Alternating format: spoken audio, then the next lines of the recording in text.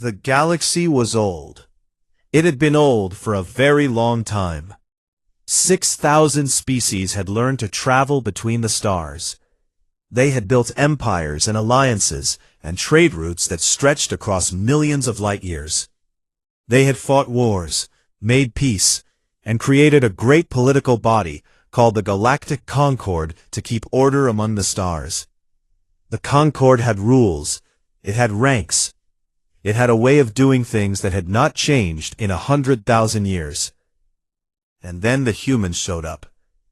They came from a small, unremarkable yellow star in an unfashionable arm of the galaxy. Their planet was mostly water. Their bodies were soft. They had no claws, no venom, no natural armor, no psionic abilities. They could not breathe underwater, or survive in a vacuum, or see in the dark. By every measure the galaxy used to judge a species, they were nothing special. The Concord assigned them a Tier 9 classification. It was the lowest rank a spacefaring species could receive. It meant they were recognized as intelligent life, but just barely worth paying attention to. Ambassador Ilara Voss arrived at the Nexus, the massive space station that served as the capital of the Concord, on a Tuesday by Earth's calendar. She was a tall woman with dark skin and calm eyes, and the kind of patience that came from growing up in a world that had nearly destroyed itself more than once. She had been chosen for this job because she did not lose her temper easily. The people who had sent her knew she would need that quality. The Nexus was enormous.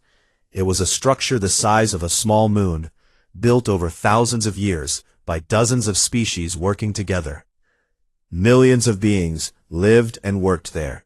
The corridors were filled with creatures of every shape and size, tall insectoids with clicking mandibles, floating gas beings that communicated through changes in color, massive stone-like creatures that moved slowly and spoke even slower. Ilara walked through these corridors with her small delegation of 6 humans, and she noticed how the other species looked at them. Some glanced and looked away, uninterested. Some stared with open curiosity, the way a person might look at an unusual insect. A few made sounds that her translator identified as laughter. She had expected this. She had prepared for it. But expecting something and experiencing it were two different things. The registration ceremony was a formal event held in the Grand Assembly Hall, a chamber so large that clouds formed near its ceiling. Thousands of diplomatic representatives sat in tiered seats that rose up like a mountain of faces and eyes and tentacles. Ilara stood at the bottom, at the speaker's platform, and she felt very small. The ceremony was brief. A representative of the Ilhari Collective, an ancient hive-mind species that had existed for 400,000 years, welcomed humanity to the Concord in a speech that lasted exactly 90 seconds. The tone was polite but empty, like a form letter. Welcome to the galaxy. Here are your rights. Here are your obligations. Please do not cause trouble. Ilara thanked them and took her seat in the section reserved for Tier 9 species. It was at the very back of the hall, near the exit. She sat down, folded her hands, and said nothing. The real problems began within the first week. The Vreth Dominion was a large and powerful empire, controlled by a reptilian species that stood nearly 3 meters tall.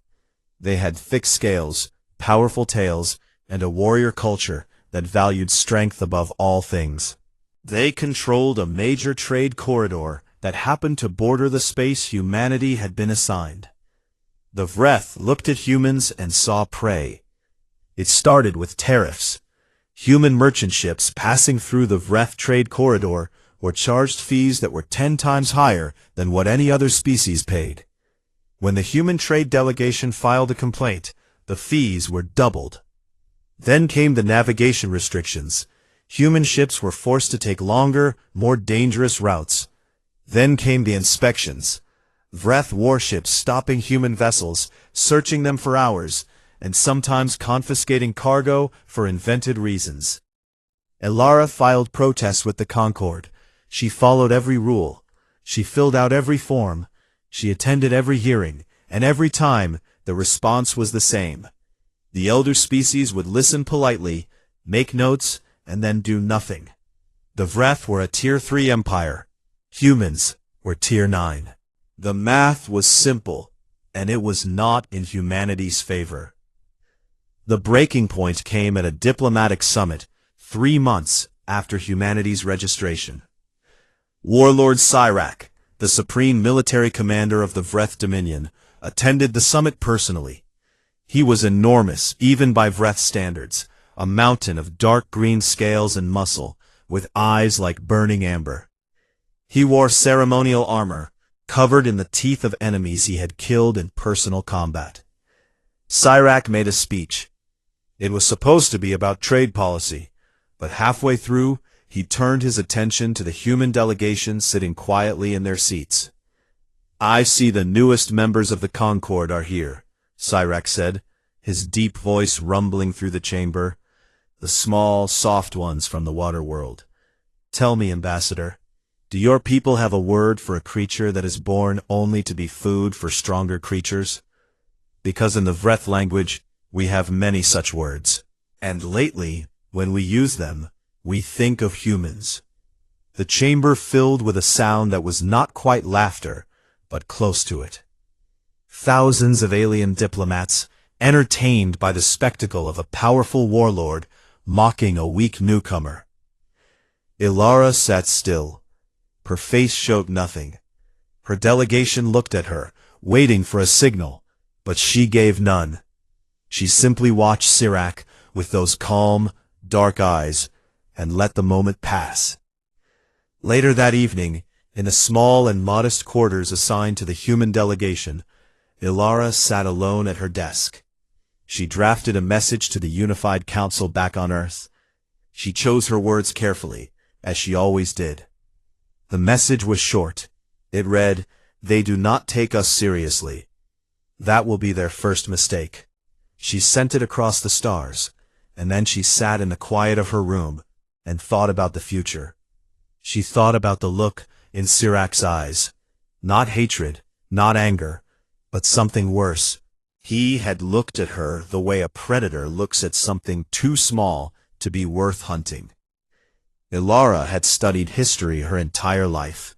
She knew what happened when powerful nations looked at smaller ones and saw nothing worth respecting. She knew the pattern. She had seen it play out 1,000 times in the long and bloody story of her own species. The galaxy was about to learn something that humanity had known for a very long time. The most dangerous creature in any room is not the biggest. It is not the strongest. It is the one that has been underestimated, pushed into a corner, and given no choice but to fight. And humans had been fighting since the day they first picked up a rock and decided the world would not kill them without a struggle. Back on Earth, the message arrived. It was read by 12 people sitting around a table in a room that did not officially exist. They read it once, and then they read it again, and then one of them, an old general with gray hair and tired eyes, nodded slowly and said a single word, "Prometheus." The others nodded, and deep beneath the surface of the moon, machines that had been sleeping for decades began to wake up. 6 months passed after humanity joined the Galactic Concord, and things got worse. The Vreth Dominion had tasted weakness, and like all predators, they wanted more. The tariffs and inspections were no longer enough. Warlord Sirac wanted territory. He wanted to show the galaxy that the Vreth were still the most powerful force in their sector, and the easiest way to prove that was to take something from someone who could not fight back. The attacks began slowly. Human mining outposts along the border reported strange incidents, equipment failures that did not make sense, communication blackouts at suspicious times, cargo ships that vanished and were later found drifting empty in space. Official Vreth channels blamed pirates. Everyone knew the truth. Nobody cared. Then came the raid on Outpost Mira, a small research station orbiting a gas giant. A Vreth warship appeared without warning, fired on the station's communication array, and boarded it. The 23 human scientists inside were dragged from their labs, forced into escape pods, and launched into deep space. It took the nearest human rescue ship 4 days to find them. By then, 2 had died from injuries sustained during the boarding. The Vreth claimed it was a misunderstanding. Ilara filed another protest with the Concord. The Concord held another hearing. The Ilhari representative listened with what might have been sympathy, it was hard to tell with a hive mind, and then explained that without clear evidence of Vreth government involvement, the Concord could not act. Ilara asked what would count as clear evidence. The Ilhari representative did not answer. Then came New Catalonia. New Catalonia was a human colony world, a beautiful planet with blue oceans and green continents that reminded the colonists of the Mediterranean coast back on Earth. 12,000 people lived there. Farmers, teachers, engineers, children.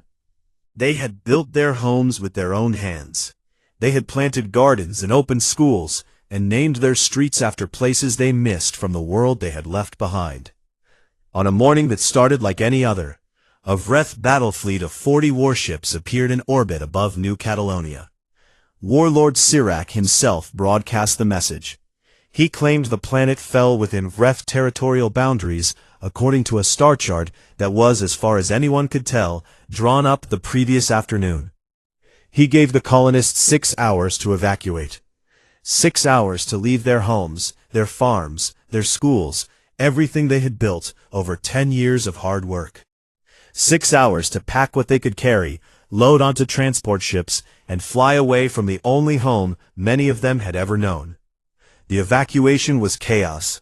Families grabbed what they could. Photographs, clothes, a child's favorite toy. The transport ships were not designed to carry that many people. They were crowded and hot, and filled with the sound of crying children and angry, frightened adults. During the evacuation, a Vreth patrol ship fired a warning shot that struck too close to one of the transport vessels. The ship lurched. An elderly woman named Maria Santos was thrown against a bulkhead and broke her neck. She died before anyone could help her. She was 67 years old. She had been a schoolteacher. Maria Santos became the 3rd human to die because of the Vreth Dominion. The galaxy watched. Some species felt a distant sympathy. Most felt nothing at all. This was how things worked. Stronger species took from weaker ones. It had always been this way. The Galactic Concord held an emergency session. The human delegation demanded action. Ambassador Ilara Voss stood at the speaker's platform and described what had happened on New Catalonia. She showed images of the evacuation, the frightened families, the overcrowded ships, the face of Maria Santos. She spoke clearly and without emotion, because she knew that emotion would be dismissed as weakness. The Ilhari Collective's senior speaker listened, and then delivered the response that the elder species had agreed upon. The words were careful and diplomatic, but their meaning was simple. Younger species must learn to endure. It is the way of the galaxy. Ilara stared at the Ilhari speaker for a long moment.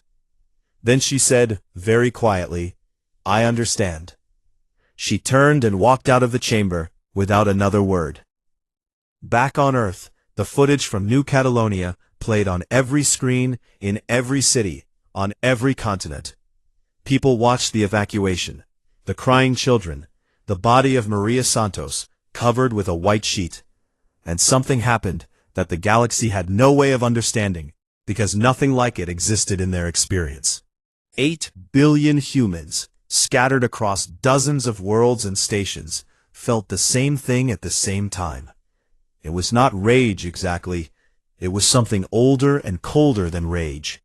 It was the quiet, absolute certainty that this would not happen again. In the room that did not officially exist, General Idris Okonkwo sat at the head of the table. He was a calm man, the kind of calm that made people nervous, because it was not the calm of peace, it was the calm of a decision already made. He had been a soldier for 30 years. He had studied every war humanity had ever fought. He understood violence the way a surgeon understood the body, with precision and without sentiment. Protocol Prometheus was already in motion. It had been in motion since Alara's first message 6 months ago. Beneath the surface of the moon, in vast underground shipyards that no alien satellite had ever detected, hundreds of warships were being built. They were not copies of alien designs. They were something new, something that took the best of what humanity had learned from studying galactic technology and combined it with the one thing humans understood better than any species in the galaxy: how to fight a war they could not afford to lose. The ships were fast, faster than anything the Vreth had. They were armed with weapons that used principles the galactic community considered too unstable, too dangerous, too unpredictable. Humans had looked at those warnings and thought, good, unpredictable is what we need. Every ship was networked to every other ship through an artificial intelligence system that could coordinate fleet movements in real time, reacting to enemy actions faster than any organic mind could follow. And the crews. The galaxy filled its warships with soldiers who fought because it was their duty or their tradition. Human ships were crewed by volunteers. Every single one of them, someone who had watched the footage from New Catalonia and said, I want to be the one who makes sure this never happens again. Warlord Sirac, meanwhile, was enjoying his victory. New Catalonia was now a Vreth outpost. He had renamed it. He had planted the Vreth flag on the soil where human children had played. He looked at the stars and saw more opportunities. There were 3 more human colony systems within easy striking distance. He would take them next. He broadcast his intentions to the galaxy. It was not even a formal declaration of war. It was an announcement, the way a hunter announces which field he plans to visit next. Sirac's intelligence officers briefed him on human military capabilities. The data was not impressive. A small defense fleet, outdated ships, limited weapons, no combat experience against a galactic tier enemy. Sirac laughed and told his officers to prepare the invasion fleet. 1,200 warships, the pride of the Vreth Dominion, would depart within the month. In the hidden places of the Sol system, General Okonkwo watched the Vreth fleet preparations through a network of spy satellites that the Vreth did not know existed. He studied the fleet composition, the formation patterns, the communication frequencies. He fed all of it into the AI battle systems and let them run 10 million simulations. And he leaned back in his chair, looked at the final simulation results, and allowed himself a small, cold smile. Far away, on the Nexus, an Ilhari intelligence analyst noticed something strange in the sensor data coming from the direction of the human home system. Unusual gravitational fluctuations, energy signatures that did not match any known activity. She flagged it in her report and recommended further investigation. Her superior glanced at the report, noted that it concerned the Tier 9 species, and filed it in the low-priority archive. Humans were not worth worrying about. The analyst frowned at her screen. Something about those readings made her uncomfortable, in a way she could not explain. It felt like the moment before a storm, that strange heavy silence when the wind stops and the air tastes like metal. She shook the feeling off and moved on to other work. She would remember that feeling later. They all would. The Vreth invasion fleet was a sight that would have terrified any species in the galaxy. 1,200 warships, each one a massive vessel bristling with weapons, arranged in the classic Vreth assault formation, a wide crescent designed to surround and crush an enemy from all sides. At the center of the formation flew the Fang of Vreth, Warlord Sirac's personal flagship, the largest and most heavily armed ship in the Dominion's fleet. Sirac stood on the bridge of his flagship and watched the stars streak past as his fleet moved through faster-than-light travel. He was in a good mood. His intelligence reports told him that the humans had a defense fleet of perhaps 200 small ships stationed in the Kepler 442 system, the first target of his campaign. He would destroy them in hours, take the system by evening, and be planning his next conquest by morning. The fleet dropped out of faster-than-light travel at the edge of the Kepler 442 system.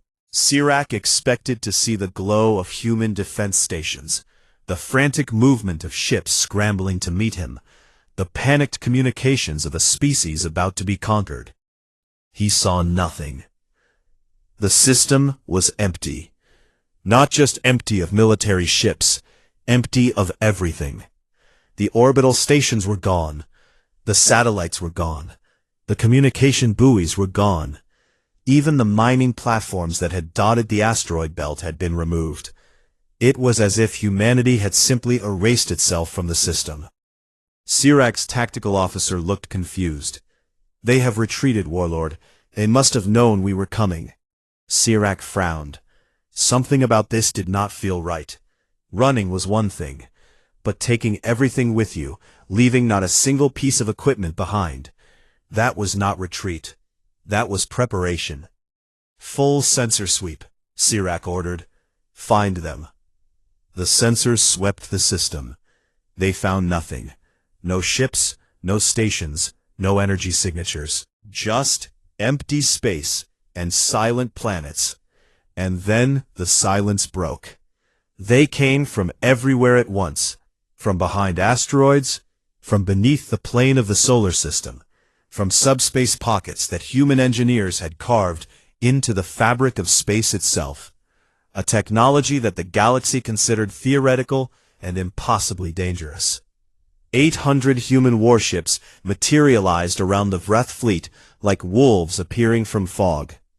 They were smaller than Vreth ships. Each one was perhaps a third the size of a standard Vreth cruiser. But they were fast. Terrifyingly, impossibly fast. They moved with a coordination that no organic crew could achieve, because it was not organic crews making the tactical decisions. It was the AI Battle Network, a system that processed information and issued commands at the speed of light, adjusting strategy 1,000 times per second. The first wave of human missiles hit the outer edge of the Vreth formation before Sirac's officers even finished their warning shouts. 40 Vreth ships exploded in the first 30 seconds. Sirac roared orders. His fleet was the most powerful military force in the sector. They had won 100 battles. They knew how to fight. The Vreth ships turned, their weapons charging, their shields activating, and they fired back with everything they had. But the human ships were not where the Vreth expected them to be. They did not fight the way the galaxy fought. Every species in the Concord had rules of engagement, formations, patterns, predictable movements that had been refined over millennia. War in the galaxy was almost like a dance, two sides moving through familiar steps. Humans fought dirty. The human ships broke into groups of 5 and attacked from every direction at once.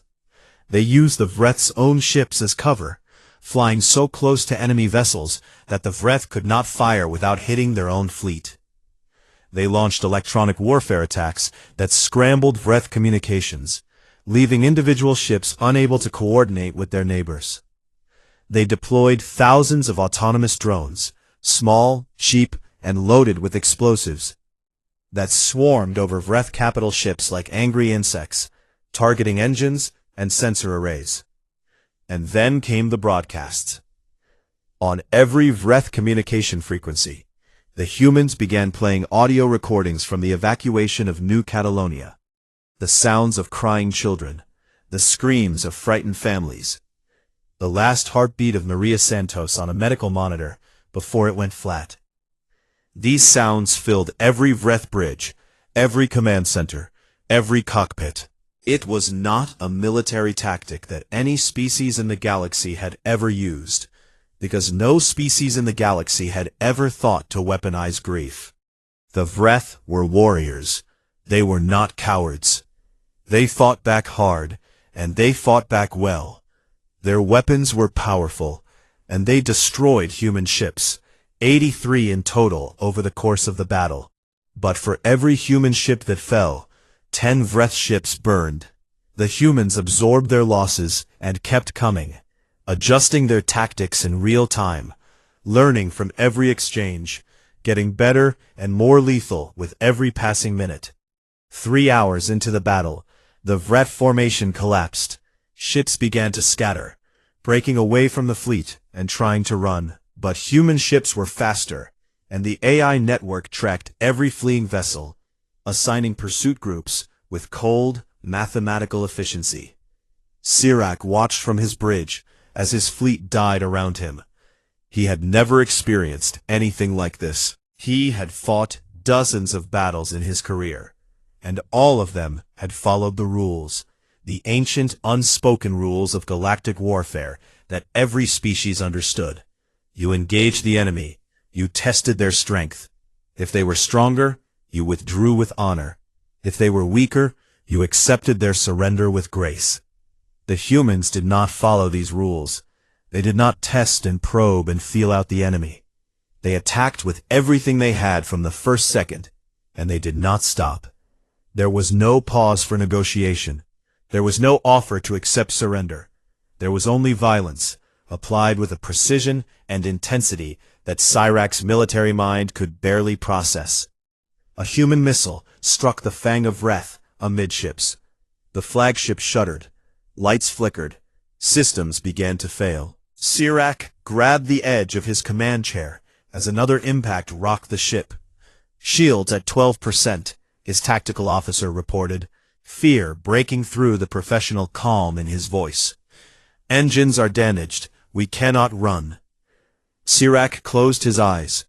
In 1,000 years of Vreth military history, no warlord had ever been defeated this completely. His fleet was broken. Over 900 ships destroyed or disabled.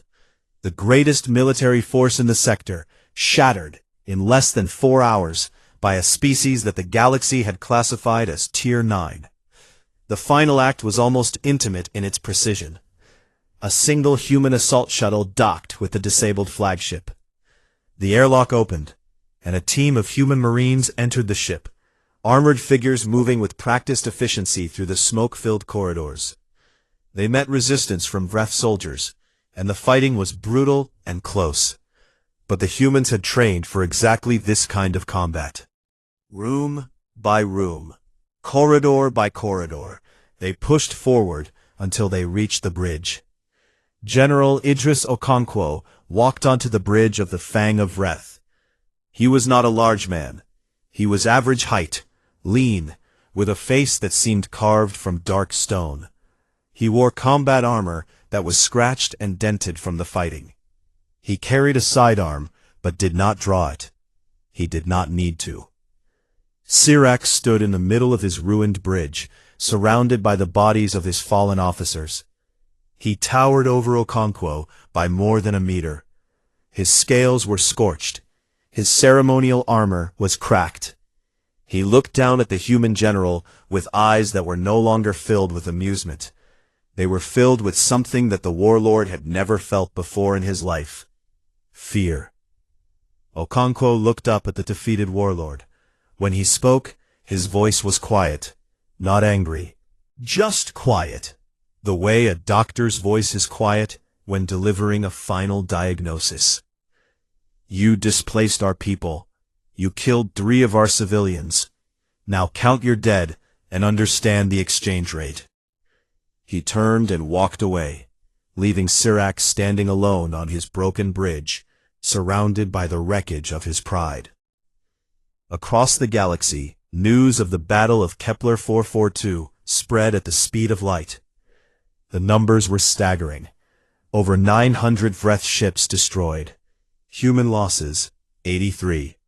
A Tier 9 species had annihilated the fleet of a Tier 3 empire in less than 4 hours.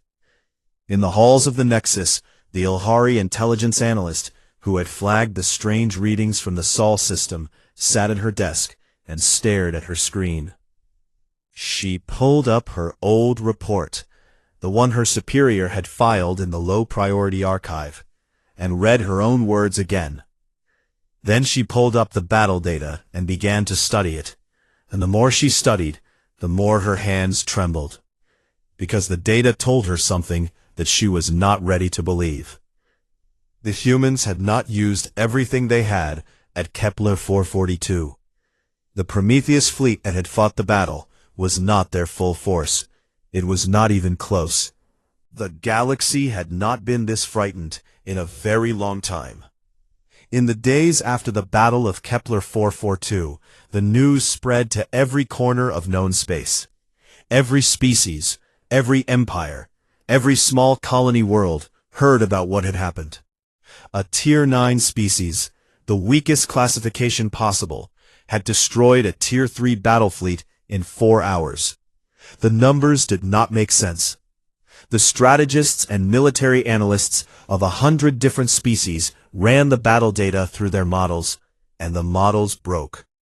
They were not designed to account for what the humans had done, because what the humans had done was not supposed to be possible. On the Nexus, the mood shifted overnight. Species that had never bothered to learn the name of the human ambassador suddenly wanted meetings. Diplomatic messages poured into the human delegation's office. Offers of friendship, trade proposals, invitations to cultural exchanges.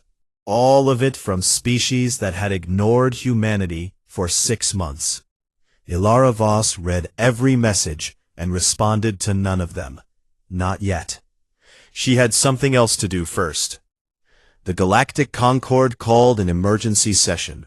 It was the first emergency session in 40 years, and the Grand Assembly Hall was packed. Every seat was filled. Species that normally sent low-ranking representatives had dispatched their senior diplomats. The air, or whatever mix of gases the environmental systems were pumping through the hall, was thick with tension. Ilara walked to the speaker's platform. She wore the same simple dark suit she had worn on her first day at the Nexus. No medals, no decorations, no symbols of military victory. She carried a small data pad and nothing else.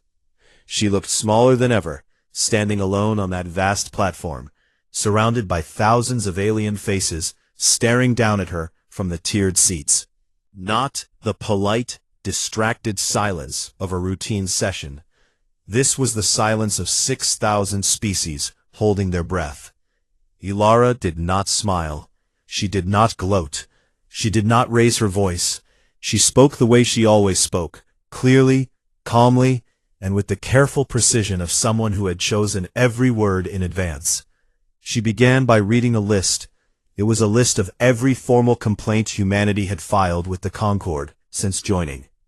There were 47 of them. She read each one, the date, the nature of the complaint, and the Concord's response. Every single response was the same. No action taken. She read the complaint about the tariffs. No action taken. The complaint about the cargo seizures. No action taken. The complaint about Outpost Mira, where 2 humans had died. No action taken. The complaint about New Catalonia, where 12,000 people had been driven from their homes, and a 67-year-old schoolteacher had been killed. No action taken. 47 complaints. 47 times humanity had asked for justice through the proper channels. 47 times the galaxy had looked at them and decided they were not worth helping. When she finished the list, she paused. She looked up at the assembled representatives, the ancient Ilhari with their linked minds, the proud Vreth with their empty seats, the dozens of mid-tier empires that had watched from the sidelines, the hundreds of smaller species that had been too afraid to speak. "We came to you in peace," Ilara said. "We asked for nothing but fairness. We followed your rules. We respected your traditions. We filed our complaints through your systems, and we waited for your justice." She set down the datapad. "We asked for justice. You gave us silence, so we made our own." She stepped back from the platform and returned to her seat. She did not say another word. The silence in the hall lasted for a long time. The Ilhari Collective was the first to respond. Their senior speaker, a tall, thin figure who served as the voice of 1,000,000,000 connected minds, rose and did something that had not happened in the recorded history of the Concord. The Ilhari issued a formal apology, not a diplomatic expression of regret, not a carefully worded statement of concern, but a full, unconditional apology to a species they had dismissed as beneath their attention. "We failed in our obligation to protect a member species," the Ilhari speaker said. "The responsibility for what followed belongs not only to the Vreth, but to every species in this chamber that chose to do nothing. We are sorry." The words hung in the air. Several species shifted uncomfortably in their seats. Some, to their credit, looked directly at the human delegation and nodded. What followed was a complete restructuring of humanity's position in the galaxy. The Tier 9 classification was thrown out. A special review committee was formed, and after 3 days of debate, humanity was reclassified as Tier 3, the same level as the Vreth Dominion. Some argued it should be higher. The Ilhari intelligence analyst who had been studying the battle data privately believed it should be much higher, but she kept that opinion to herself for now. The Vreth Dominion, meanwhile, was falling apart. The loss of 900 warships had not just been a military defeat, it had been a spiritual one. Vreth culture was built on the idea that strength was the highest virtue, and they had been proven weak by the weakest species in the galaxy. The shame was unbearable. Warlord Sirac was stripped of his rank by his own people. The new Vreth leadership, a council of pragmatists who understood that survival mattered more than pride, reached out to humanity to negotiate peace. The terms were not generous. They returned New Catalonia. They gave up 3 of their own border systems as compensation. They agreed to pay reparations to the families of every human who had been harmed during the conflict. Ilara accepted the terms without adding to them. She did not push for more. She did not demand humiliation. When asked by a journalist from an alien news network why she had not pressed her advantage, she said simply, "We wanted our home back. We got our home back. We are not conquerors."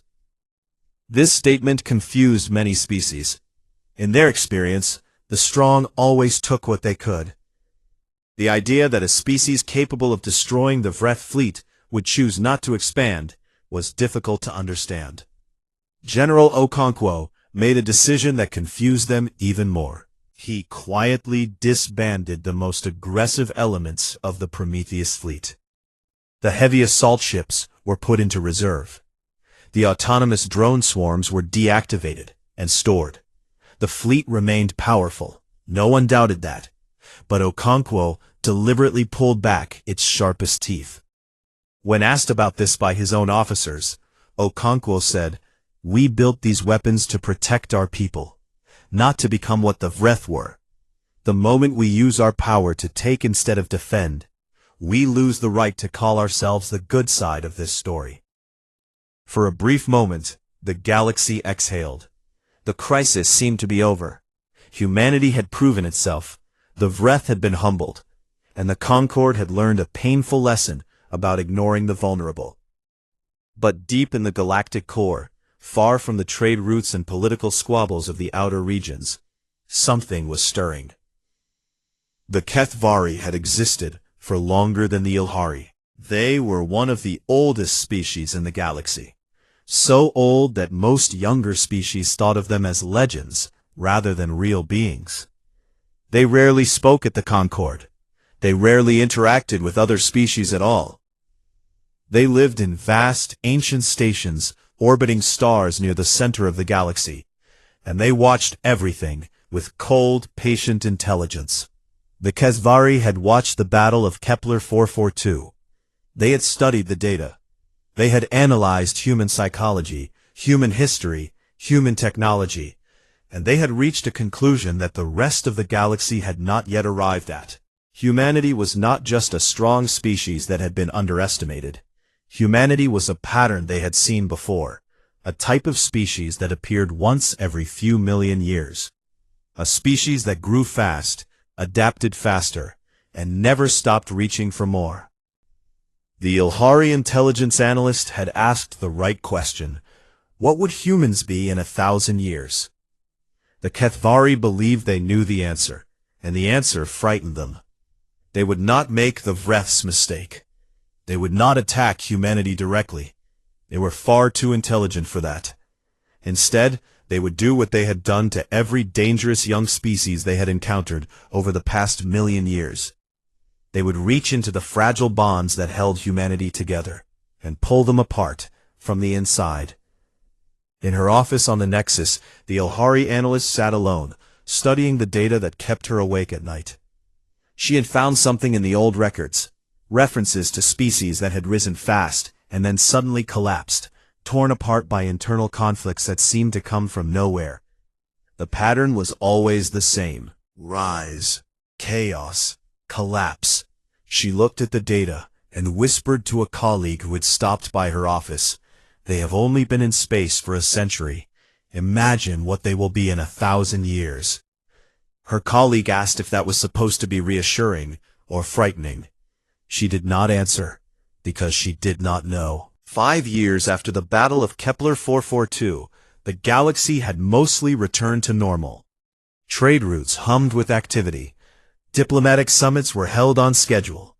The Concord debated the same kinds of boring policy questions it had always debated. On the surface, everything looked fine. Beneath the surface, humanity was beginning to crack. It started small. A colony on the edge of human space reported that its supply shipments from Earth were being delayed. Then another colony reported the same thing. Then a third.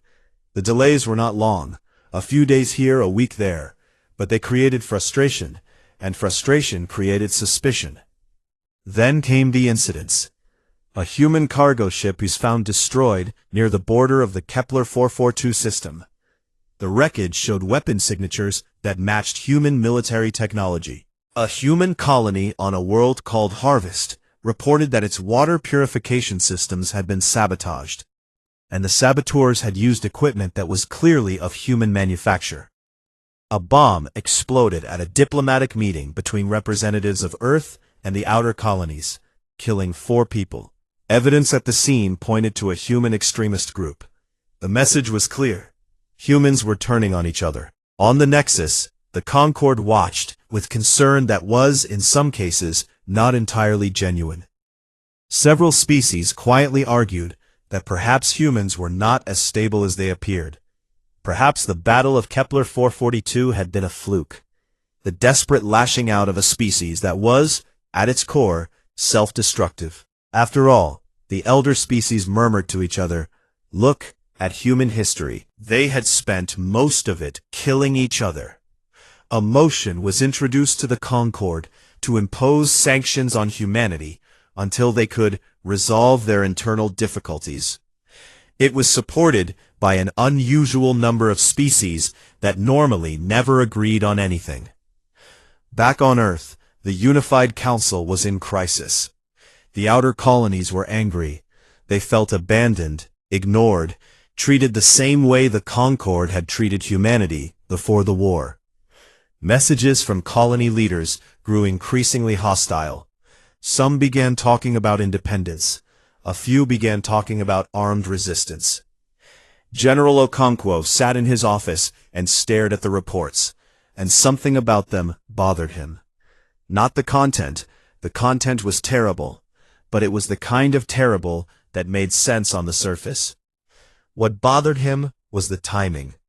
Every incident, every act of sabotage, every piece of evidence had appeared at exactly the right moment to cause the maximum amount of damage to human unity. It was too perfect, too clean. He called Commander Priya Anand. Anand was 34 years old, small and sharp-featured, with the kind of mind that never stopped working. She had been an intelligence officer for 8 years, and she had a reputation for seeing patterns that other people missed. Okonkwo told her what he suspected, and gave her full authority to investigate. Anand began by ignoring everything the evidence told her, and instead asking a simple question: who benefits? If humanity fell apart, who gained? Not the Vreth. They were still rebuilding, and had no appetite for another confrontation. Not the smaller species. They had nothing to gain from human instability. The elder species, most of them were content to watch from a distance. But the HFY, the ancient, silent, patient HFY. Anand dug deeper. She pulled records from every sabotage site, every bombing, every suspicious shipment delay. She traced the supply chains of the equipment used in the attacks. She followed money through shell accounts and fake companies across half a dozen star systems. She worked for 3 months, sleeping 4 hours a night, fueled by coffee and a cold, burning determination that she could not have explained to anyone who was not human. What she found was a web. A vast, carefully constructed web of manipulation that stretched from the galactic core to the outermost human colonies. The HFY had not used soldiers or weapons. They had used information. They had planted agents, not HFY agents, but members of other species who owed the HFY favors or feared their displeasure, in key positions throughout human space. These agents had arranged the supply delays, planted the evidence, built the fake extremist groups, and carried out the attacks. Every piece of human-on-human violence that had happened over the past 2 years had been engineered by the HFY. Every bit of suspicion, every crack in human unity had been carefully placed like a fault line in a building, designed to bring the whole structure down. Anand compiled her evidence into a report that was 3,000 pages long. Then, she compressed it into a presentation that was 30 minutes long. Then she asked Ambassador Voss for the floor at the next full session of the Galactic Concord. The session was packed. The sanctions motion against humanity was on the agenda, and many species had come to watch what they expected to be the beginning of humanity's decline. Instead, they watched Commander Priya Anand walk to the speaker's platform with a datapad and calmly take apart the HFY's plan piece by piece. She showed the financial records. She showed the communications intercepts, actual HFY transmissions, decoded using methods that human cryptographers had developed in secret. She showed the identities of the planted agents. She showed the supply chain of the weapons used in the attacks, traced back through 12 intermediaries to a HFY logistics network. The evidence was overwhelming. It was detailed, verified, and impossible to dismiss. When Anand finished her presentation, she looked up at the vast assembly of alien faces and said, "The HFY tried to destroy us from within because they were afraid of what we might become. They failed, not because we are perfect and not because we do not have real disagreements among ourselves. They failed because humans have a very old habit that no amount of manipulation can break. When someone attacks our family, we stop arguing with each other and we deal with the threat. We have been doing this since before we learned to write." She stepped back from the platform and returned to her seat. The silence that followed was different from the silence after Alara's speech 5 years ago. That silence had been shock. This silence was something else. It was the sound of 6,000 species realizing, all at the same time, that the HFY, one of the most ancient and powerful species in the galaxy, had tried to destroy humanity through the most sophisticated covert operation in galactic history. And a 34-year-old human woman had unraveled the whole thing in 3 months. What happened next was something that had never occurred in the entire history of the Galactic Concord. The species of the galaxy united against one of their own. Not just the younger species, not just humanity's allies, but everyone, including elder species that had not agreed on anything in 10,000 years. The HFY had violated the most basic principle of the Concord. You do not secretly manipulate member species. You do not wage shadow wars. You do not pull strings from the dark. The HFY, faced with a united galaxy for the first time in their million-year history, did the only thing they could do. They backed down. They withdrew their agents. They paid reparations. They retreated to their ancient stations in the galactic core and said nothing. And the galaxy changed. Not in the dramatic, visible way that the Battle of Kepler 442 had changed things. This change was quieter and deeper. It was a shift in the way species thought about humanity, not just with respect, and not just with fear, but with something that was harder to name. It was the recognition that humans were not just strong or clever or stubborn. They were something the galaxy had never seen before.